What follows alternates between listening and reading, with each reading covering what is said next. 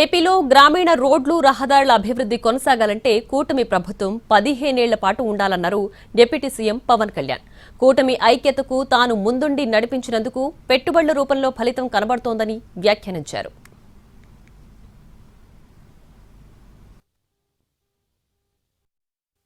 గత ప్రభుత్వాన్ని చూశారు. కూల్చివేతలతో మొదలైన ప్రభుత్వం, రోడ్లు వేయని ప్రభుత్వం, కనీసం రహదారుల్లో గుంతలు పూడ్చని ప్రభుత్వం. కానీ ఈ రోజున మన ఇన్ని ప్రతి ఊర్లో కూడా ఊరికి మధ్య గుంతలు పూడ్చడంతో పాటు రహదారులు నిర్మిస్తూ ఉన్నాం. హైవేలు ఈ రోజున గడ్కరీ గారి ఆశీస్సులతో మనం ప్రారంభిస్తూ ఉన్నాం. వీటన్నిటికి కూడా మనకు కావాల్సింది కనీసం ఒక 15 సంవత్సరాలు ఈ కూటమి చాలా బలంగా ఉండాలి. వాళ్ళు ఎన్నో రకాలుగా ఈ కూటమి ఐక్యతని దెబ్బతీయడానికి ప్రయత్నం చేస్తూ ఉంటారు. వీటన్నిటిని మనం కొంచెం జాగ్రత్తగా ఉండాలి, ఎరుగుతూ ఉండాలి.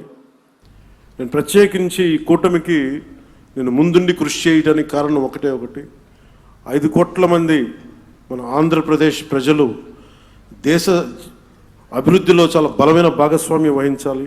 ఒక సదుద్దేశంతో నేను చేసిన ఈ ప్రయత్నం ఈరోజు సఫలమై ఈ రోజున ఇంత పెట్టుబడులు